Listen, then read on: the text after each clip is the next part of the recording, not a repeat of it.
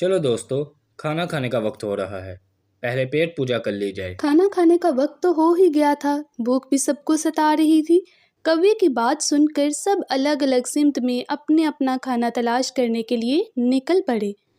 वो सब खाना खाने के बाद इसी जगह वापस आ जाया करते और खेलते कूदते थे, एक दूसरे का ख्याल रखते थे। उन्हें ऐसे ही काफ़ी दिन गुजर गए। हिरन के साथ भी बहुत अच्छी दोस्ती हो चुकी थी। एक दिन खाना खाने के बाद वो सब अपनी जगह पर वापस आए तो देखा कि हिरन अभी तक नहीं आया। कछुआ कहने लगा, काफी वक्त हो गया है, हिरन को तो अब तक आ जाना चाहिए था। चूहा भी काफी परेशान हुआ और कहने लगा, मुझे तो डर है वो किसी मुसीबत में ना फंस गया हो। काफी वक्त हो गया है, हमें उसे तलाश करने के लिए जाना चाहिए। कौवा उन दोनों से कहने लगा, दोस्तों, तुम दोनों यहीं रुको, मैं उसे अभी ढूंढता हूँ।